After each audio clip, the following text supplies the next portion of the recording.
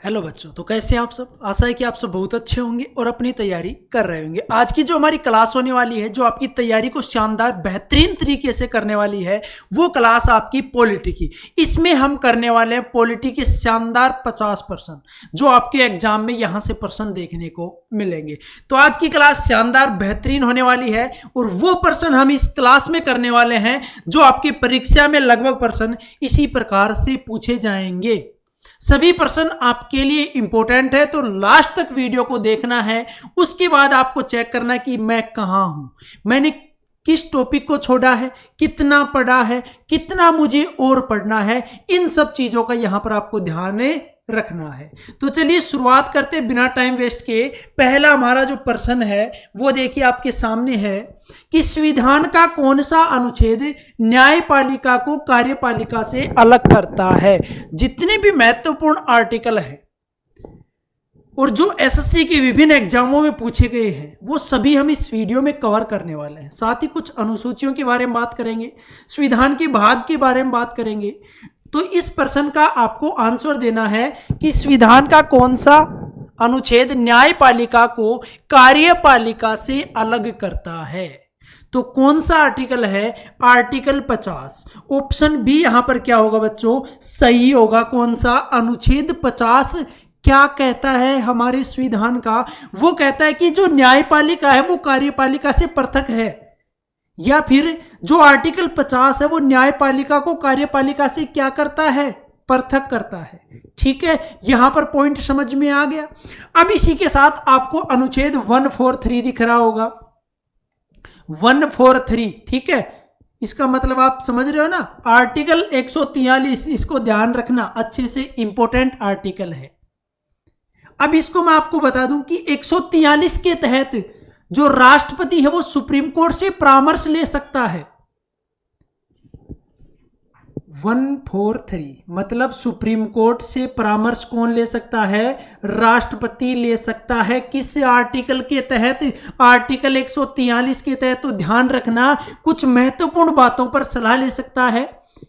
ये किसके पास अधिकार है? राष्ट्रपति के पास है। किसके आधार पर? 143 के आधार पर। ठीक है, इसी के साथ बात करें हम यहां पर आर्टिकल 74 की, तो आर्टिकल 74 क्या कहता है कि जो आर्टिकल 74 है उसमें वर्णित है कि राष्ट्रपति को सलाह और सहायता देने के लिए मंत्रिपरिषद होगी। क्या होगी? मंत्रिपरिषद। यह भी आपको ध्यान रखना है कि राष्ट्रपति को सलाह और सहायता के लिए एक मंत्रिपरिषद होगी। किस आर्टिकल के तहत? आर्टिकल 74 के तहत। ध्यान रखना इसको। और यहां पर ये 143 तो याद रखने की आवश्यकता नहीं, इसको अच्छे तरीके से पढ़ोगे तब समझ में आ जाएगा। ठीक है, सुप्रीम कोर्ट का राष्ट्रपति से प्रेम, आर्टिकल 143। सीधी सी बात है, 143। समझ गए? चलिए अगला प्रश्न देखिए। भारत के संविधान का कौन सा अनुच्छेद राष्ट्रपति को विशिष्ट श्रेणियों के मामले में उच्चतम न्यायालय की राय लेने के लिए अधिकृत करता है? अभी बात की थी जिस आर्टिकल की, उस आर्टिकल का ही प्रश्न बनकर आपके सामने आ चुका है कि राष्ट्रपति को विशिष्ट श्रेणियों के मामले में उच्चतम न्यायालय की राय के लिए अधिकृत करता है। कौन सा आर्टिकल? सुप्रीम कोर्ट राष्ट्रपति के बीच में क्या है? प्रेम है, प्यार है। तो क्या आएगा? आर्टिकल 143। सीधा सीधा ऑप्शन डी हमारा यहां पर क्या होगा? करेक्ट होगा कि वो उससे राय ले सकता है। ये आर्टिकल 143 में है। किस में वर्णित है? संविधान के अनुच्छेद 143 143 में। सीधा सा ध्यान रखना, 143 सुप्रीम कोर्ट और राष्ट्रपति। ठीक है, फिर ये अपने आप याद आ जाएगा। और 143 तो आप भूलने वाले हो नहीं, ये तो मुझे पता है। तो ये भी आपको पता चल जाएगा, सुप्रीम कोर्ट और राष्ट्रपति के मध्य जो वार्तालाप है, जो उससे मांग सकता है सलाह, वो भी इससे याद आ जाएगी। ठीक है, चलिए अगला प्रश्न देखिए। अगला प्रश्न है कि भारत के संविधान का कौन सा अनुच्छेद यह उल्लेख करता है कि संसद में कामकाज हिंदी या अंग्रेजी में किया जाए? हमारे संविधान का कौन सा आर्टिकल है जो यह उल्लेख करता है कि जो संसद का कामकाज है वो किस में किया जाए? या तो हिंदी में किया जाए या अंग्रेजी में किया जाए। तो वो है आपका आर्टिकल 120। ऑप्शन ए क्या होगा यहाँ पर? करेक्ट होगा। आर्टिकल 120 क्या है कि संसद का जो कामकाज है वो या तो हिंदी में किया जाए या फिर किस में किया जाए, अंग्रेजी में किया जाए। आई बात समझ में? यहां पर एक इंपॉर्टेंट आर्टिकल 122 जिसके बारे में मैं आपको बता दूं कि जो आर्टिकल 122 है वो क्या कहता है कि न्यायालय जो है वो संसद की कार्रवाई की जांच ना करे। आर्टिकल 122 में क्या वर्णित है, फिर से बता रहा हूं कि जो न्यायालय है वो संसद की कार्रवाई की जांच ना करे। ये ध्यान रखना, इंपॉर्टेंट आर्टिकल है। ठीक है, चलिए अगला प्रश्न देखिए। निम्नलिखित में से कौन सा अनुच्छेद 300A के तहत एक अधिकार है? 300A अर्थात 300 क, ठीक है, उसके तहत एक अधिकार है। तो कैसा अधिकार है ये? संपत्ति का अधिकार। ऑप्शन सी क्या होगा? करेक्ट होगा। देखिए बात करते हैं, ये बात शुरू होती है मौलिक अधिकारों से। आर्टिकल 12 से 35 तक भाग की बात करें, भाग 3 में कहां से ग्रहण किए गए? यूएसए से ग्रहण किए गए। पहले 7 थे, वर्तमान में 6 हैं। यहां पर आकर आपकी बात खत्म हो जाती है क्योंकि 7 थे, वर्तमान में कितने हैं? 6। 7वां कौन सा था? संपत्ति का अधिकार, जिसको यहां से उठाया गया 44वें संविधान संशोधन 1978 के द्वारा और रखा गया आर्टिकल 300A बोल सकते हैं, कै बोल सकते हैं, में एक किस प्रकार के अधिकार के रूप में? कानूनी अधिकार के रूप में यहां पर इसको रखा है। ठीक है, आ गई बात समझ में? वर्तमान में कितने मौलिक अधिकार हैं? 6 हैं। ध्यान रखना, क्या मौलिक अधिकार न्यायालय में वाद योग्य है या फिर न्यायालय में परिवर्तनीय है? तो हमारा आंसर होगा जी हाँ, कि हमारे यदि मौलिक अधिकारों का उल्लंघन होता है तो हम न्यायालय में, सुप्रीम कोर्ट में जा सकते हैं कि हमारे ये अधिकार का हनन हो रहा है, तो हमारे लिए कुछ कीजिए। तो आपकी सुनवाई होगी, आपको वो अधिकार मिलेगा। ठीक है, यहां तक पॉइंट क्लियर? आ गई बात समझ में? चलिए अगला प्रश्न देखिए। अगला प्रश्न क्या है कि निम्नलिखित में से कौन सा आर्टिकल संविधान संशोधन से संबंधित है? इनमें से कौन सा आर्टिकल है जो आपका संविधान संशोधन से संबंधित है? तो वो होगा आपका आर्टिकल 368। ऑप्शन सी क्या होगा? करेक्ट। जो अनुच्छेद 368 है वो किससे संबंधित है? संविधान संशोधन से संबंधित है। संविधान संशोधन की शक्ति किस में निहित है या किसके पास है? तो वो आपकी संसद के पास है। किसके पास है? संसद के पास। ठीक है, यहां पर एक और आर्टिकल है, आर्टिकल 360, जिसके बारे में तो आपको पता होगा, नहीं पता है तो ध्यान लीजिए, आप पढ़ ही नहीं रहे हो। वित्तीय आपातकाल, ठीक है, इसके बारे में तो सभी को पता होगा। 360 वित्तीय आपातकाल। एक बार इस प्रकार से प्रश्न पूछा गया था कि अब तक देश में, हमारे देश की बात कर रहे हैं, अब तक देश में कितनी बार वित्तीय आपातकाल लागू हुआ है? तो आपका आंसर क्या होना चाहिए? करेक्ट, 0, 0 बार, अर्थात एक बार भी नहीं। ठीक है, तो अभी तक हमारे देश में एक बार भी वित्तीय आपातकाल लागू नहीं हुआ है। किस में है वित्तीय आपातकाल? आर्टिकल 360। ठीक, नेक्स्ट क्वेश्चन देखिए। भारत के संविधान के किस भाग में मौलिक अधिकारों का उल्लेख है? यहां पर प्रश्न पूछा है कि कौन से भाग में, तो किस भाग में है? भाग 3 में। ऑप्शन बी यहां पर क्या होगा? करेक्ट, आर्टिकल 12 से 35 तक। अभी हमने बात कर ली थी, दोबारा बात करने की आवश्यकता नहीं है क्योंकि आप इतने समझदार हो, एक बार में समझ जाते हो। ठीक है ना?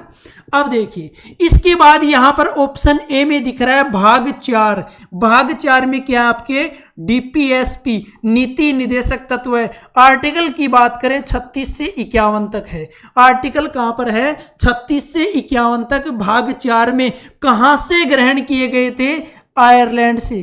कहां से? आयरलैंड से। वही प्रश्न यहां पर बनता है, क्या नीति निदेशक तत्व वाद योग्य है? जी नहीं, आप इनको लेकर न्यायालय में नहीं जा सकते। वहां पर आपको एक चमाटी लगेगी, चल यहां से ये आपकी सुनवाई ऐसी नहीं होगी। तो नीति निदेशक तत्व को लेकर न्यायालय में नहीं जा सकते। ठीक है, किसको जा सकते हैं? मौलिक अधिकारों को। इसके बाद आता है आपका भाग 6। ठीक है, भाग 6 में क्या है, राज्य सरकार। क्या है, राज्य सरकार।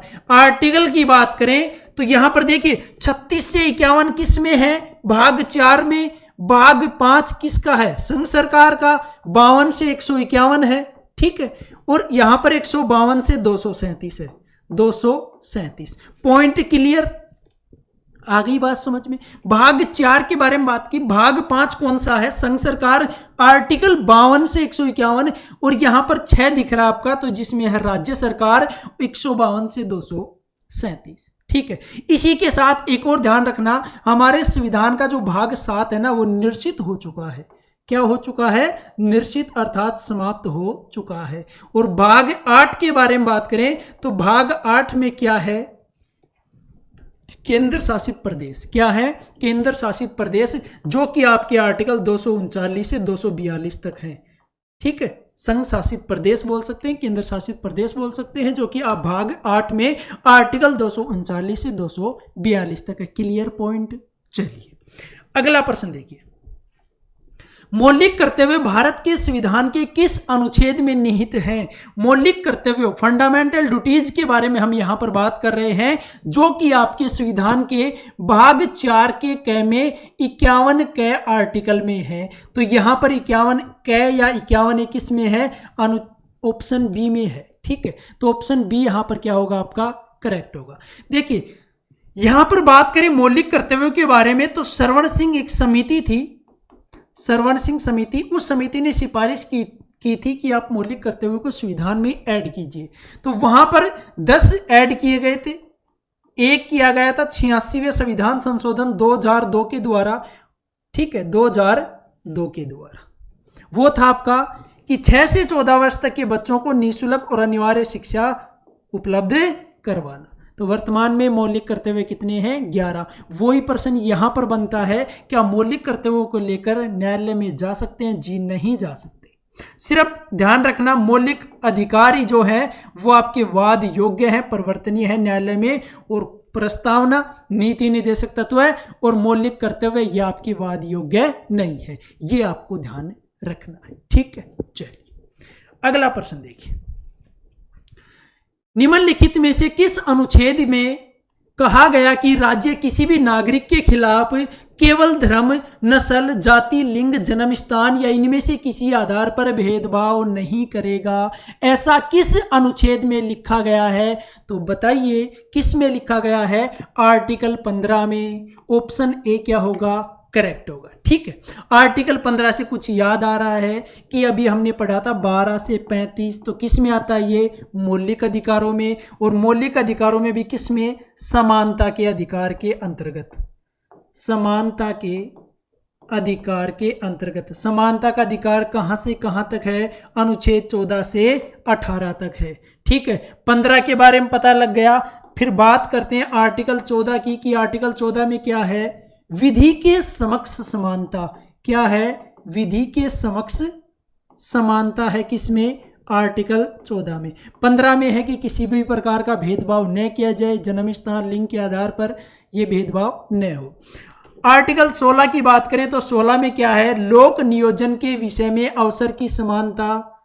लोक नियोजन के विषय में अवसर की समानता किस में है, आर्टिकल 16 में। आर्टिकल यदि 17 की बात करें, अनुच्छेद 17 क्या कहता है, अस्पृश्यता का अंत, अस्पृश्यता का अंत कहता है कौन, आर्टिकल 17। और आर्टिकल जो 18 है वो कहता है कि उपाधियों का अंत हो चुका है, उपाधियों का अंत, ठीक है। ये आपको ध्यान रखना है। अनुच्छेद 14 से 18 तक है समानता का अधिकार, जिसमें आर्टिकल हमने 14 की बात की, विधि के समक्ष समानता, ठीक है। कानून के आधार पर कोई भी बड़ा छोटा नहीं है, कानून के सामने सब बराबर है, ठीक है। लोक नियोजन के विषय में अवसर की समानता, लोक नियोजन जो भी सरकारी नौकरी उनमें अवसर की समानता, सभी के लिए समान अवसर उपलब्ध करवा जाए हर क्षेत्र में। 17 अस्पृश्यता का अंत, जो छुआछूत है उसका अंत। 18 है उपाधियों का अंत। तो ये था आपका समानता का अधिकार, जिसके बारे में हम यहाँ पर चर्चा कर रहे थे। आ गई बात समझ में। चलिए अगला प्रश्न देखिए, भारतीय संविधान का कौन सा अनुच्छेद सिक्किम राज्य के संबंध में विशेष प्रावधानों से संबंधित है? सिक्किम राज्य के संबंध में विशेष प्रावधानों से संबंधित है कौन सा आर्टिकल? और आर्टिकल आपका 371F, ऑप्शन सी यहां पर क्या होगा? करेक्ट होगा। सिक्किम राज्य के संबंध में विशेष प्रावधानों से संबंधित कौन सा आर्टिकल है? Article 371F। आई बात समझ में? सिक्किम राज्य को किस संविधान संशोधन के द्वारा दर्जा दिया गया राज्य का, यह भी आपको पता होना चाहिए। वो है आपका 36वां संविधान संशोधन 1975 के द्वारा। ठीक है, दोनों पॉइंट सिक्किम के बारे में आपको पता होने चाहिए, किस संविधान संशोधन के द्वारा, या एक और आर्टिकल जो 371F है उसके बारे में भी ये चीजें पता होनी चाहिए। ठीक है, चलिए अगला प्रश्न देखिए। भारत के संविधान के किस अनुच्छेद के अंतर्गत राष्ट्रीय अनुसूचित जाति आयोग की स्थापना की गई? भारतीय संविधान का कौन सा आर्टिकल है जिसके आधार पर राष्ट्रीय अनुसूचित जाति आयोग की स्थापना की गई? वो कौन सा है? वो है आपका अनुच्छेद 338। ऑप्शन बी क्या होगा? करेक्ट होगा। अब 338 से संबंधित एक चीज और ध्यान रख लेना, 338 क या फिर ए, ये चीज ध्यान रख लेना। इसमें क्या है? जनजाति आयोग है, राष्ट्रीय अनुसूचित जनजाति आयोग है आपका आर्टिकल 338 क, और अनुसूचित जाति आयोग है आपका अनुच्छेद 338 में। दो चीज याद हो गई, दो आर्टिकल, एक आर्टिकल याद रखना बस 338। शुरुआत में अनुसूचित जाति आयोग, दूसरा है अनुसूचित जनजाति आयोग 338 क में। Clear point? चलिए अगला प्रश्न देखिए। भारतीय संविधान के किस भाग को भारत का मैग्ना कार्टा कहा जाता है? भारत के संविधान का कौन सा भाग है जिसको संविधान का मैग्ना कार्टा कहा जाता है? और वो है आपका भाग 3। क्या है 3 में? मैंने बताया था आपको क्या है? मौलिक अधिकार। तो ऑप्शन ए यहां पर क्या होगा? करेक्ट होगा। देखिए यहां पर आपके सामने भाग 2 दिख रहा है, जो किस में है? आर्टिकल 5 से 11 तक, और उसमें क्या है? नागरिकता। नागरिकता से संबंधित प्रावधान है भाग 2 में। इसके बाद आपका आता है भाग 6। भाग 6 में क्या है? वो ये आपका राज्य सरकार है, 152 से 237 तक है। यहां पर भाग 4 है जिसमें क्या है? डीपीएसपी है। भाग 4 में क्या है? डीपीएसपी। आ गई बात समझ? चलिए अगला प्रश्न देखिए। निम्नलिखित में से कौन राज्य को समान न्याय और स्वतंत्र कानूनी सहायता प्रदान करने का निर्देश देता है? कौन देता है? संविधान का भाग 4 देता है। ऑप्शन डी क्या होगा? करेक्ट। अब देखिए इस चीज को समझिए कि संविधान का भाग 4 बता दिया था मैंने आपको, डीपीएसपी है राज्य के नीति निर्देशक तत्व 36 से 51 तक, जो कि आयरलैंड से ग्रहण किए गए थे। यहां तक पॉइंट क्लियर। अब इस प्रश्न को समझिए कि राज्य को समान न्याय और स्वतंत्र कानूनी सहायता प्रदान करने का निर्देश देता है कौन? नीति निर्देशक तत्व। संविधान का भाग 4 ऐसा करता है। देखिए संविधान का भाग 4 जो है ना, वो सिर्फ यही कहता है कि राज्य ये करेगा, राज्य ऐसा करेगा, राज्य ऐसा नहीं करेगा। कहने का मतलब लोक कल्याणकारी राज्य के लिए यहां पर ये नीति निर्देशक हमारे संविधान में है। ठीक है, ये राज्य को निर्देश देते हैं कि राज्य ऐसा करेगा, राज्य ऐसा नहीं करेगा। ठीक है, ये राज्य के लिए है। अगला प्रश्न देखिए। निम्नलिखित में से कौन सा अनुच्छेद शिक्षा के अधिकार के प्रावधान को स्थापित करता है? शिक्षा के अधिकार के प्रावधान को कौन सा अनुच्छेद स्थापित करना है? तो बताइए कौन सा है? अनुच्छेद 21A। ऑप्शन बी क्या होगा यहां पर? करेक्ट होगा। देखिए मौलिक कर्तव्यों के बारे में हमने चर्चा की थी। उस समय एक संविधान संशोधन याद होगा आपको, 86वां संविधान संशोधन 2002। उसके आधार पर हमने देखा था 21 से ऐड किया गया था, और इसमें क्या था कि 6 से 14 वर्ष तक के बच्चों को निःशुल्क और अनिवार्य शिक्षा उपलब्ध करवाई जाए। ये किस आर्टिकल के तहत? अनुच्छेद 21A के तहत। Clear point? चलिए अगला प्रश्न देखिए। संविधान का निम्नलिखित में से कौन सा अनुच्छेद किसी व्यक्ति को अपनी पसंद के वकील से परामर्श लेने का अधिकार देता है? कौन सा आर्टिकल ऐसा है जो ये अधिकार देता है कि कोई भी व्यक्ति जो है ना वो अपने पसंद के वकील से क्या ले सकता है? परामर्श ले सकता है। तो वो आपका आर्टिकल है 22। ऑप्शन सी यहाँ पर क्या होगा? करेक्ट होगा। अब यहाँ पर आपको ऑप्शन दिख रहे हैं ए, जिसमें है अनुच्छेद 19। 19 में क्या है? वाक एवं अभिव्यक्ति की स्वतंत्रता, जिसमें 6 प्रकार की अभिव्यक्ति स्वतंत्रता है।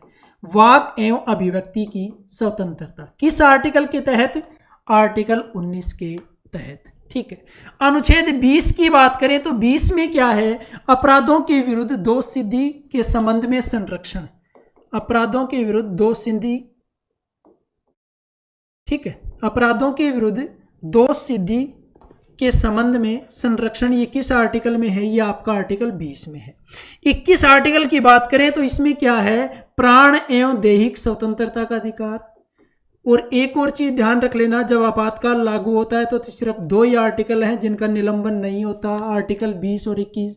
तो इस प्रकार से भी प्रश्न पूछा जा सकता है कि राष्ट्रीय आपातकाल के समय कौन से आर्टिकल का, कौन से अनुच्छेद का निलंबन संभव नहीं है? वो है आपका अनुच्छेद 20 और 21। 20 में क्या है? अपराधों के विरुद्ध दोष सिद्धि के संबंध में संरक्षण, और 21 है प्राण एवं दैहिक स्वतंत्रता का अधिकार। और आज से नया आर्टिकल आपको ध्यान रखना है, आर्टिकल 22, जो आपके काम का भी है, कभी भी काम आ सकता है, कि अपनी किसी भी व्यक्ति को अपनी पसंद के वकील से परामर्श लेने का क्या है? अधिकार। आर्टिकल 22। ठीक है, चलिए अगला प्रश्न देखिए। निम्नलिखित में से किस अनुच्छेद में यह उल्लेख किया गया है कि निर्देशक सिद्धांत न्याय संगत नहीं है?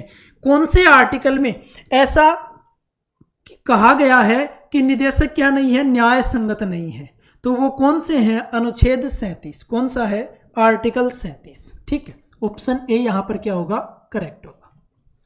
आर्टिकल 37 में साफ साफ लिखा है, जो मैं चीजें बता रहा था आपको अभी कि ये नीति निर्देशक तत्व न्याय संगत नहीं है, वो चीजें आपके सामने यहां पर आर्टिकल में रखी गई है। और वो आर्टिकल आपका 37, जिसमें क्या लिखा गया है कि नीति निर्देशक सिद्धांत जो है वो क्या नहीं है? न्याय संगत नहीं है। ठीक है। और यहां पर आपके सामने 40 अनुच्छेद दिख रहा होगा, जिसमें क्या है? ग्राम पंचायतों का गठन। ग्राम पंचायतों का गठन किस आर्टिकल के तहत? आर्टिकल 40 के तहत आता है। ठीक, चलिए अगला प्रश्न देखिए। भारत के संविधान का कौन सा अनुच्छेद राष्ट्रपति को संसद के दोनों सदनों की संयुक्त बैठक बुलाने की शक्ति प्रदान करता है? ऐसा कौन सा आर्टिकल है जो राष्ट्रपति को यह अधिकार देता है कि वो संसद के दोनों सदनों का संयुक्त सत्र या संयुक्त बैठक बुला सकता है? कौन सा आर्टिकल है? अनुच्छेद 108। ऑप्शन सी करेक्ट होगा। आर्टिकल 108, अनुच्छेद 108 राष्ट्रपति को यह अधिकार देता है कि आप संसद के दोनों सत्रों को एक साथ बुलाइए, बैठक कीजिए। लेकिन यह जरूर ध्यान रख लेना कि इनकी अध्यक्षता, जो संयुक्त सत्र होगा, जो संयुक्त बैठक होगी ना, उस संयुक्त बैठक की अध्यक्षता कौन करेगा? राष्ट्रपति नहीं करेगा, लोकसभा अध्यक्ष करेगा। कौन करेगा? लोकसभा अध्यक्ष। देखिए यहां पर कंफ्यूजन हो जाता है कि आपको पता है कि 108 के तहत संसद की जो बैठक है दोनों सदनों की, वो कौन बुलाता है? राष्ट्रपति। अब आपके सामने ये प्रश्न भी दिमाग में आ जाता कि राष्ट्रपति बुला रहा है तो अध्यक्षता भी तो वही करेगा, उससे बड़ा है कौन? लेकिन ध्यान रखना, अध्यक्षता जो है ना वो लोकसभा अध्यक्ष करता है। कौन करता है? लोकसभा अध्यक्ष। ये पॉइंट आपका क्लियर हो जाना चाहिए। ठीक है, चलिए अगला प्रश्न देखिए। भारत के संविधान का कौन सा अनुच्छेद किसी राज्य की सरकार के कामकाज के संचालन से संबंधित है? भारत के संविधान का कौन सा अनुच्छेद है जो किसी राज्य की सरकार के कामकाज के संचालन से संबंधित है? तो कौन सा है? आर्टिकल 166। ऑप्शन सी यहां पर क्या होगा? करेक्ट। ऑप्शन सी यहां पर क्या होगा? करेक्ट होगा। जो आर्टिकल 166 है वो राज्य की सरकार के कामकाज के संचालन से संबंधित है। ठीक है, चलिए। भारत के संविधान का कौन सा अनुच्छेद विशेष न्यायाधीशों की नियुक्ति से संबंधित है? इनमें से ऐसा कौन सा आर्टिकल है जो विशेष न्यायाधीशों की नियुक्ति से संबंधित है? तो वो कौन सा है? आर्टिकल 127, ऑप्शन बी क्या होगा यहां पर करेक्ट होगा। आर्टिकल 127 जो है वो क्या है कि विशेष न्यायाधीशों की नियुक्ति से संबंधित है। ठीक है, ऐसा आर्टिकल 127 में लिखा गया है या फिर वर्णित है। चलिए अगला प्रश्न देखिए, भारत के संविधान का कौन सा अनुच्छेद संसद के सत्रों से संबंधित है? जो संसद का सत्र है, संसद का सत्रावसान या विघटन है। ठीक है, लेकिन यहां पर पूछा क्या है कि कौन सा आर्टिकल है जो संसद के सत्र से संबंधित है? तो वो आर्टिकल आपका आर्टिकल 85, ऑप्शन ए यहां पर क्या होगा करेक्ट। जो आर्टिकल 85 वो क्या कहता है कि संसद के सत्रों से रिलेटेड है या संबंधित है। देखिए यहां पर बात आई है संसद की, तो कुछ पॉइंट ध्यान रख लेते हैं। इस पहला संसद, इसमें आता है आपका राज्यसभा, संसद में एक लोकसभा, साथ में आपका राष्ट्रपति भी आता है। ठीक है, जो संसद है वो आर्टिकल 79 में है, राज्यसभा आर्टिकल 80 में है और लोकसभा आर्टिकल 81 में है। ये तीनों आर्टिकल आपको पता होने चाहिए। संसद किस आर्टिकल में है, किस अनुच्छेद में है? आर्टिकल 79 79 में है, राज्यसभा आर्टिकल 80 में है और लोकसभा किस में है? आर्टिकल 81। ठीक है, और संसद के जो सत्र हैं वो किस आर्टिकल से संबंधित हैं? वो आपका आर्टिकल 85 है। Clear point. चलिए अगला प्रश्न देखिए, भारत के संविधान का कौन सा अनुच्छेद यह घोषणा करता है कि उच्चतम न्यायालय का स्थान दिल्ली में है? देखिए कौन सा है जो यह घोषणा करता है कि उच्चतम न्यायालय का स्थान क्या है? दिल्ली में। ये आपको बताना है। तो कौन सा आर्टिकल है? आर्टिकल 130, ऑप्शन बी यहां पर क्या होगा करेक्ट। आर्टिकल 130 क्या कहता है कि जो उच्चतम न्यायालय है उसका स्थान कहां पर है, या फिर उच्चतम न्यायालय की जो सीट है, उच्चतम न्यायालय जो स्थापित है वो कहां पर है? दिल्ली में। किस आर्टिकल में ऐसा कहा गया है? वो आर्टिकल आपका 130। कौन सा है? 130। दिल्ली भारत की राजधानी कब हस्तांतरित हुई थी? 1911 में कलकत्ता से लॉर्ड होर्डिंग के द्वारा यह हस्तांतरित की गई थी। ये भी आपको ध्यान रखना है। जब दिल्ली दरबार लगा था, बंगाल विभाजन को समाप्त किया गया था, उस समय की यह बात है, तभी यहाँ पर कलकत्ता से दिल्ली हस्तांतरित की गई थी। ठीक है, ये पॉइंट भी क्लियर। तो वीडियो अच्छा लग रहा है तो लाइक कर देना साथ साथ चलते हुए। ठीक है, चलिए अगला प्रश्न देखिए, भारतीय संविधान का अनुच्छेद 263 की स्थापना से संबंधित है। आर्टिकल 263, जो अनुच्छेद 263 वो किसकी स्थापना से संबंधित है? तो किसकी है? अंतर्राज्यीय परिषद। ऑप्शन ए क्या होगा करेक्ट होगा। आर्टिकल 263 कहता है कि आप यदि आपको जरूरत पड़ती है तो आप अंतर्राज्यीय परिषद की स्थापना कीजिए। राज्यों के मध्य यदि कोई विवाद है तो उसको सुलझाने के लिए इस परिषद की स्थापना होती है। तो आप अंतर्राज्यीय परिषद की क्या कीजिए? स्थापना कीजिए आर्टिकल 263 के तहत। ठीक, चलिए अगला प्रश्न देखिए, भारत के संविधान का कौन सा अनुच्छेद कानून के समान संरक्षण और कानून के समक्ष समानता प्रदान करता है? अभी हम बात कर रहे थे समानता के अधिकार की, जब उसमें आर्टिकल थे 14 से 18 तक, उसमें पहला ही आर्टिकल था 14 जो कह रहा था कि कानून के समक्ष समानता या विधि के समक्ष समानता एक ही तो बात है। और वो यहां पर आपसे पूछ रहा है कि कानून के समान संरक्षण और कानून के समक्ष समानता कौन सा आर्टिकल प्रदान करता है? तो वो आपका करता है आर्टिकल 14। ऑप्शन डी क्या होगा करेक्ट। किस मौलिक अधिकार के अंतर्गत आता है ये आर्टिकल 14? ये आता है समानता के मौलिक अधिकार के अंतर्गत। ठीक है, चलिए अगला प्रश्न देखिए, भारत में राज्य के नीति निर्देशक सिद्धांतों के तहत निम्नलिखित में से किस अनुच्छेद में ग्राम पंचायतों के गठन का प्रावधान किया गया है? ग्राम पंचायतों के गठन का, तो पहली बात तो यह है कि आपका जो नीति निर्देशक तत्व है वो आपके 36 से 51 तक है। तो इसमें ऑप्शन ए तो पहले ही आपका कैंसिल हो जाता है क्योंकि वो आर्टिकल 60 दिखा रहा है। और ग्राम पंचायतों का गठन किस में है? नीति निर्देशक सिद्धांतों के अंतर्गत है। तो आपका यहां पर ऑप्शन होगा 40। ऑप्शन डी यहां पर क्या होगा करेक्ट। भाग 4 में है। किस भाग में है? भाग 4 में। कहां से ग्रहण किए गए हैं? आयरलैंड से ग्रहण किए गए। ये भी आपको ध्यान रखना है। ठीक, चलिए अगला प्रश्न देखिए, भारतीय संविधान में अनुच्छेद 43B को रिक्त स्थान के रूप में जोड़ा गया था। 43B को, जो 43B है उसको किस रूप में जोड़ा गया था? तो किस रूप में जोड़ा गया था? राज्य के नीति निदेशक तत्वों के रूप में जोड़ा गया था। ऑप्शन सी यहां पर क्या होगा? करेक्ट होगा। किस रूप में जोड़ा गया था? राज्य के नीति निदेशक तत्वों के रूप में जोड़ा गया था। 43B आप ही देख लीजिए, यहां पर 36 से 51 तक है आर्टिकल राज्य के नीति निदेशक तत्वों के अंतर्गत। तो 43B कहां जाएगा? नीति निदेशक तत्वों में। और इसमें क्या संबंधित है? सहकारी समितियों की स्थापना से संबंधित है। ये सहकारी समितियों की स्थापना से संबंधित है 43B। ये भी आपको ध्यान रखना है। किसके अंतर्गत आता है? राज्य के नीति निदेशक सिद्धांतों के अंतर्गत आता है।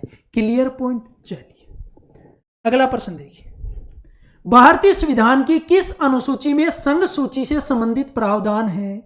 भारतीय संविधान की जो अनुसूचियां हैं, मूल संविधान में 8 थी, ये ध्यान रखना, और वर्तमान में 12 अनुसूचियां। कितनी है? 12 अनुसूचियां। चलिए इनके बारे में बात करते हैं। यहां पर प्रश्न क्या है पहले वो देख लीजिए कि संघ सूची से संबंधित प्रावधान संविधान की कौन सी अनुसूची में है? तो वो आपकी 7वीं अनुसूची। ऑप्शन सी क्या होगा यहां पर? करेक्ट होगा। कौन सी अनुसूची? 7वीं अनुसूची में। Clear point. जिसमें केंद्र सूची है, जिस पर केंद्र को कानून बनाने का अधिकार है। एक राज्य सूची है जिस पर राज्य को कानून बनाने का अधिकार है। एक संवर्ती सूची है जिस पर केंद्र और राज्य दोनों कानून बना सकते हैं। ध्यान रखना, यदि दोनों के मध्य थोड़ा सा विभेद हो गया, मतभेद हो गया, संवर्ती सूची पर यदि किसी विषय पर कानून बनाया केंद्र और राज्य ने, तो वो लागू होगा केंद्र सरकार का। किसका? केंद्र सरकार का। ठीक है, यहां तक पॉइंट क्लियर। अब यहां पर आपके सामने 4थी अनुसूची, जिसमें क्या है? राज्यसभा में सीटों का आवंटन। राज्यसभा में सीटों का आवंटन किस अनुसूची में है? 4थी में। 9वीं अनुसूची की बात करें, देखिए अभी अभी मैंने बताया था कि 8 अनुसूचियां मूल संविधान में थी, जो 4 हैं वो बाद में ऐड की गई थी। तो प्रश्न ये भी बनता है कि 9वीं अनुसूची कब जोड़ी गई? तो ये आपकी जोड़ी गई पहला संविधान संशोधन 1951 के द्वारा।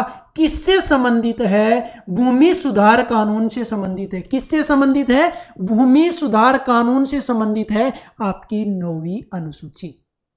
आई बात समझ में? किस संविधान संशोधन के द्वारा जोड़ी गई? प्रथम संविधान संशोधन 1951 के द्वारा। इसके बाद ऑप्शन डी की बात करें, 10वीं अनुसूची, ये जोड़ी गई 52वें संविधान संशोधन 1985 के द्वारा। किससे संबंधित है? दल बदल से संबंधित है। किससे संबंधित है? दल बदल से संबंधित है। दल बदल से संबंधित कानून बनाया गया था। किस संविधान संशोधन के द्वारा ऐड की गई? 52वें संविधान संशोधन के द्वारा ऐड की गई। ठीक है, अब हमने 2 की बात कर ली, 9, 10, चलो 11 और 12 के बारे में बात कर लेते हैं। उनको क्यों छोड़े? तो यहां पर देखिए अनुसूची 11 जो है ना, वो 73वें संविधान संशोधन के द्वारा ऐड की गई, जो किससे संबंधित है? पंचायती राज से संबंधित है। एक और पॉइंट ध्यान रखना, इसमें 29 विषय हैं। ये प्रश्न आपको जरूर पूछा जा सकता है विषय से संबंधित कि 11वीं अनुसूची में कितने विषय हैं। ठीक है, इसके बाद आपका आता है 12वीं अनुसूची, 74वें संविधान संशोधन के द्वारा नगर पालिका से संबंधित है। किससे संबंधित है? नगर पालिका से। इसमें 18 विषय हैं। कितने विषय हैं? 18 विषय हैं। ये भी आपको ध्यान रखना है। अनुसूचियां क्लियर हो गई। मूल संविधान में 8 थी, 9 जोड़ी गई प्रथम संविधान संशोधन 1951 के द्वारा, जो भूमि सुधार कानून से संबंधित है, और 10वीं जोड़ी गई 52वें संविधान संशोधन 1985 के द्वारा, जो दल बदल से संबंधित कानून से संबंधित है। 11वीं जोड़ी गई 73वें संविधान संशोधन 1992 के द्वारा, जो पंचायती राज से संबंधित है, और उसमें कितने विषय हैं? 29 हैं। ये भी ध्यान रखना है। ठीक है, और 12वीं 74वें संविधान संशोधन के द्वारा, जो नगर पालिका से संबंधित है, जिसमें 18 विषय हैं। आ गई बात समझ में? अच्छे से दिमाग में इनको सेट कर लेना। ठीक है, चलिए अगला प्रश्न देखिए, भारतीय संविधान के किस अनुच्छेद में उल्लेखित है कि राष्ट्र भारत के पूरे क्षेत्र में नागरिकों के लिए एक समान नागरिक संहिता को सुरक्षित करने का प्रयास करेगा? तो सुरक्षित करने का प्रयास करेगा किस आर्टिकल के तहत? कौन सा है वो आर्टिकल? वो आपका आर्टिकल 44 है। ऑप्शन डी क्या होगा करेक्ट। देखिए 40 यहां पर लिखा गया है जिसमें है ग्राम पंचायतों का गठन। किसका गठन है? ग्राम पंचायतों का गठन। ठीक है। 44 क्या कहता है? नागरिकों के लिए समान सिविल संहिता, नागरिकों के लिए एक समान नागरिक संहिता किस आर्टिकल के तहत? आर्टिकल 44 के तहत। Clear point. चलिए अगला प्रश्न देखिए, भारतीय संविधान का कौन सा भाग राज्य के नीति निर्देशक तत्वों से संबंधित है? वही प्रश्न आपका फिर से आ गया, तो आपका कौन सा है? भाग 4 है, आयरलैंड से ग्रहण किए गए थे। भाग 3 में क्या आपके मौलिक अधिकार, 2 में नागरिकता है, 5 में क्या है? संघ सरकार। ठीक है। चलिए अगला प्रश्न देखिए, भारतीय संविधान का अनुच्छेद 51 लगभग है। आर्टिकल 51 क्या कहता है? ये यहां पर आपके सामने पूछा गया है। तो आर्टिकल 51 जो है ना, उसमें लिखा गया है साफ साफ कि अंतरराष्ट्रीय शांति और सुरक्षा को बढ़ावा देना। ऑप्शन सी यहां पर क्या होगा करेक्ट। यहां पर पहला ऑप्शन क्या है कि नागरिकों के लिए एक समान नागरिक संहिता। अभी अभी हमने प्रश्न पढ़ा था, किस आर्टिकल में है? आर्टिकल 44 में। ये 44A नहीं है, आर्टिकल 44 में। ठीक है। आर्टिकल 44 में नागरिकों के लिए समान नागरिक संहिता है। इसके साथ ऑप्शन बी है आपका कृषि और पशुपालन का संगठन। तो कृषि और पशुपालन का संगठन किस आर्टिकल के तहत आते हैं? अनुच्छेद 48 के तहत, आर्टिकल 48 के तहत। इसी के साथ हमने पहला प्रश्न किया था, यदि आपने इसको अच्छे से पढ़ा है तो आपके सामने ये जो लिखा हुआ है इसका आंसर आप आसानी से दे सकते हो, आसानी से इसका आर्टिकल जो है, अनुच्छेद जो है वो बता सकते हो। यदि ध्यान से नहीं पढ़ा, दिमाग कहीं और लग रहा है, तो आप इसका आंसर नहीं दे सकते। ठीक है। न्यायपालिका को कार्यपालिका से अलग करना, आर्टिकल 50 में। ठीक है। न्यायपालिका को कार्यपालिका से पृथक करता है कौन सा अनुच्छेद? आया कुछ ध्यान में? पहला प्रश्न यही था, किस आर्टिकल में है? अनुच्छेद 50 में। ठीक है। Clear point. चलिए अगला प्रश्न देखिए, भारत के संविधान के लिए अध्याय, किस अध्याय में संसद के अनुच्छेदों पर चर्चा की गई है? भारत के संविधान के कौन से अध्याय में संसद के जो आर्टिकल हैं, जो अनुच्छेद हैं, उन पर चर्चा की गई है? तो वो आपका अध्याय 2। ऑप्शन सी यहां पर क्या होगा करेक्ट। देखिए संसद के बारे में हमने बात की थी कि संसद में क्या है, संसद आर्टिकल 79 में है, राज्यसभा 80 में है और लोकसभा किस में है? 81 में है। और संसद के अंतर्गत आपके आते हैं राज्यसभा, लोकसभा और राष्ट्रपति। ठीक है। ये किसके अंतर्गत आते हैं? संसद के अंतर्गत। अगला प्रश्न देखिए, भारतीय संविधान का रिक्त स्थान अनुच्छेद जो राज्यपाल की सभी कार्यकारी शक्तियों से संबंधित है, तो वो कौन सा आपका? वो है आपका आर्टिकल 154। कौन सा है? आर्टिकल 154। ठीक है। ऑप्शन सी यहां पर क्या होगा करेक्ट होगा। अब राज्यपाल से संबंधित बात हुई है, तो देखिए आर्टिकल 153 कहता है कि राज्यों का एक राज्यपाल होगा। राज्यों का क्या होगा? एक राज्यपाल। लेकिन ध्यान रखना, एक संविधान संशोधन हुआ, 7वां संविधान संशोधन 1956, जिसमें ऐसा कहा गया कि 2 या 2 से अधिक राज्यों का एक राज्यपाल हो सकता है। 2 या 2 से अधिक राज्यों का क्या हो सकता है? एक राज्यपाल हो सकता है। ऐसा किस संविधान संशोधन के द्वारा जोड़ा गया? 7वां संविधान संशोधन 1956 के द्वारा ऐड किया गया। 154 में क्या है? राज्यपाल की कार्यकारी शक्ति। बात करें आर्टिकल 155 में, तो आर्टिकल 155 में राज्यपाल की नियुक्ति, और राज्यपाल की नियुक्ति कौन करता है? राष्ट्रपति करता है। कौन करता है? राज्यपाल की नियुक्ति राष्ट्रपति करता है। इसके साथ बात करें आर्टिकल 156, तो आर्टिकल 156 में पदावधि कितने समय तक राज्यपाल रहता है अपने पद पर? तो वो रहता है राष्ट्रपति के प्रसाद पर्यंत तक। ठीक है। इसी के साथ बात करें आर्टिकल 157, उसमें क्या है? योग्यताएं। राज्यपाल के लिए योग्यताएं, क्या क्या योग्यताएं होनी चाहिए? कौन राज्यपाल बनने लायक है, वो योग्यताएं हैं। वो किस आर्टिकल में है? आर्टिकल 157 में। क्लियर। 153 की सी बात कर रहे थे, आर्टिकल 153 की शुरुआत की थी कि राज्यों का क्या होगा? एक राज्यपाल होगा। लेकिन उसमें कुछ चेंज किया गया, संविधान संशोधन हुआ। कौन सा? 7वां। कब हुआ? 1956 में। क्या ऐड किया गया? कि 2 या 2 से अधिक राज्यों का एक राज्यपाल हो सकता है। ठीक है, 154 की बात की जिसमें क्या है, राज्य की कार्यपालिका शक्तियां हैं, या फिर बोल सकते हैं कि राज्य का कार्य प्रमुख कौन होगा, या राज्य की कार्यपालिका शक्ति किस में निहित होगी, राज्यपाल में। ठीक है, ये संवैधानिक प्रमुख है। इसके बाद 155 में क्या है, नियुक्ति, 156 में उसकी पदावधि है, और 157 में क्या है, योग्यताएं किसकी, राज्यपाल की। Clear point.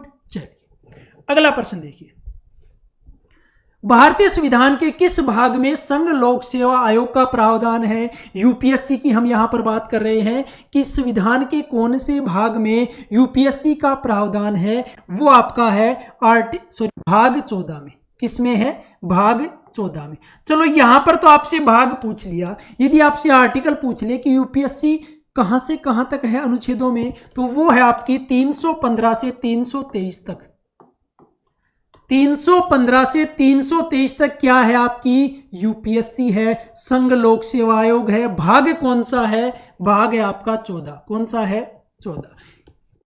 इसके बाद देखिए भाग आपका यहां पर 8 दिखाई दे रहा है, 7 आपका निश्चित हो चुका है, और 8 है आपका संघ शासित प्रदेश या केंद्र शासित प्रदेश। 239 से आर्टिकल 242 तक, 239 से 242 तक क्या है, भाग 8, जिसमें क्या है, संघ शासित प्रदेश कह सकते हैं, केंद्र शासित प्रदेश। ठीक है, पॉइंट क्लियर। चलिए अगला प्रश्न देखिए, भारतीय संविधान के कौन से अनुच्छेद संघ की कार्यपालिका से संबंधित हैं।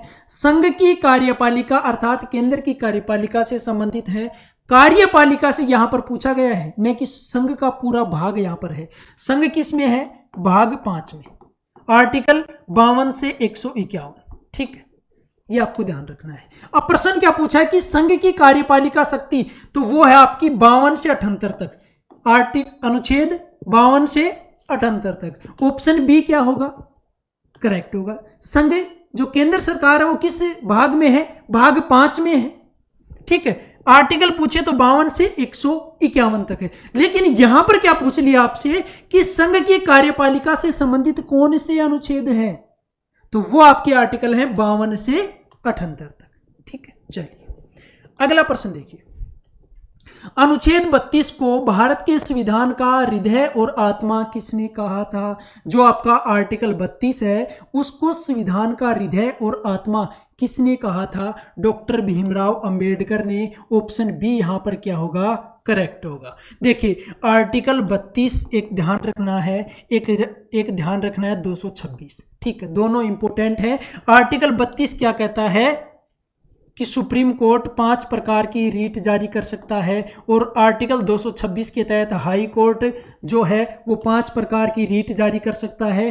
5 प्रकार की कौन कौन सी हैं, बंदी प्रत्यक्षीकरण, परमादेश, उत्प्रेषण, अधिकार पर्चा और प्रतिषेध। ये 5 प्रकार की जो रीट है वो कौन जारी कर सकता है, सुप्रीम कोर्ट आर्टिकल 32 के तहत, और हाई कोर्ट आर्टिकल 226 के तहत। Clear point. चलिए अगला प्रश्न देखिए, भारतीय संविधान के किस अनुच्छेद में यह कहा गया है कि सर्वोच्च न्यायालय एक अभिलेख न्यायालय है। भारतीय संविधान के कौन से आर्टिकल में ऐसा कहा गया है कि सर्वोच्च न्यायालय का अभिलेख न्यायालय होना। कहने का मतलब जो सर्वोच्च न्यायालय है उसका क्या होना, अभिलेख न्यायालय होना। किस आर्टिकल में ऐसा कहा गया है, अनुच्छेद 129 में, आर्टिकल 129 में ऐसा कहा गया है।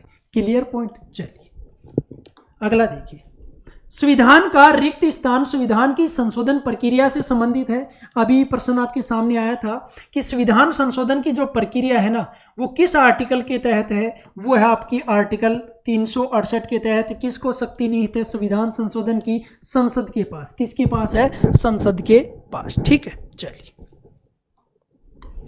भारतीय संविधान का कौन सा अनुच्छेद राष्ट्रपति के महाभियोग से संबंधित है। देखिए राष्ट्रपति के लिए महाभियोग शब्द का प्रयोग किया गया है, और राष्ट्रपति संविधान के कदाचार के आधार पर उस पर महाभियोग लगाया जा सकता है, लेकिन उसको जो पास करना होता है क्या, बिल, किसके लिए, महाभियोग के लिए जो जरूरी होती हैं 1/, बहुमत होता है। उस बहुमत को पाने से पहले राष्ट्रपति को सूचना दी जाती है, 14 दिन पूर्व सूचना दी जाती है कि हम आपके खिलाफ महाभियोग कर रहे हैं, आप तैयार हो जाइए। ठीक है, वो सूचना दी जाती है कितने दिन पहले? 14 दिन। यदि आप सूचना नहीं देकर सीधा राज्यसभा में या लोकसभा में वो पेश करते हो तो आप ऐसा नहीं कर सकते। ठीक है, तो महाभियोग किस आर्टिकल के तहत है? अनुच्छेद 61 के तहत। ऑप्शन सी यहां पर क्या होगा? करेक्ट।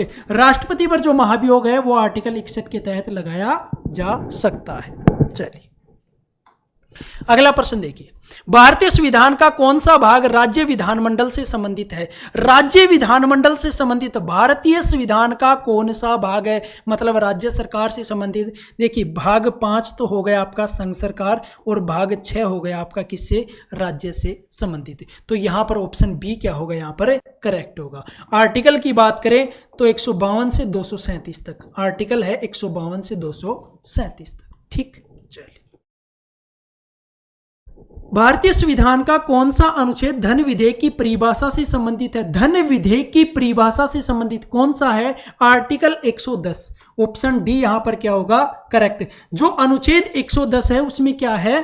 धन विधेयक की परिभाषा से संबंधित है। धन विधेयक से संबंधित कौन सा आर्टिकल है? अनुच्छेद 110 है। अगला प्रश्न देखिए, सभी अल्पसंख्यकों को चाहे वे धर्म या भाषा पर आधारित हो अपनी पसंद के शिक्षण संस्थानों की स्थापना और प्रशासन करने का अधिकार होगा। भारत के संविधान का कौन सा अनुच्छेद इसे अधिकार की गारंटी देता है? तो कौन सा देता है? अनुच्छेद 30 देता है। ऑप्शन डी क्या होगा? करेक्ट। फिर से देखिए इसको कि सभी अल्पसंख्यकों को चाहे वे धर्म या भाषा पर आधारित हो अपनी पसंद के शिक्षण संस्थानों की स्थापना तथा प्रशासन करने का अधिकार होगा। ऐसा किस आर्टिकल के तहत है? आर्टिकल 30 के तहत अधिकार ऐसा प्राप्त है। ठीक, चलिए अगला प्रश्न देखिए, भारतीय संविधान का कौन सा अनुच्छेद एक उच्च न्यायालय को नागरिकों के मौलिक अधिकारों के परिवर्तन के लिए रीट जारी करने का अधिकार देता है? अभी हम बात कर रहे थे, लेकिन यहां पर पूछा है उच्च न्यायालय के लिए, तो वो जारी कर सकता है अनुच्छेद 226 के तहत। ऑप्शन ए क्या होगा? करेक्ट। और सुप्रीम कोर्ट है उसको अधिकार प्राप्त है आर्टिकल 32 के तहत रीट जारी करने का। और वो कितनी प्रकार की? 5 प्रकार की रीट जारी कर सकता है। तो ये थे हमारे आज की क्लास के शानदार महत्वपूर्ण प्रश्न आपके एग्जाम के लिए। वीडियो कैसा लगा? यदि आपको वीडियो अच्छा लगा तो वीडियो को लाइक करें। आपकी कोई भी प्रॉब्लम है, कोई भी समस्या है तो कमेंट कीजिए। आपका कोई भी प्रश्न है तो आप कमेंट कीजिए। ठीक है, आपको अपना जवाब मिल जाएगा। इसी के साथ वीडियो को ज़्यादा से ज़्यादा अपने दोस्तों के साथ शेयर कीजिए। और यदि आप चैनल पर नए हैं तो चैनल को सब्सक्राइब करना न भूलें। बेल आइकन प्रेस कर ले ताकि प्रत्येक क्लास का जो नोटिफिकेशन है वो आपको प्राप्त हो सके। तो मिलते हैं एक नए वीडियो में एक नई क्लास के साथ। तब तक के लिए धन्यवाद।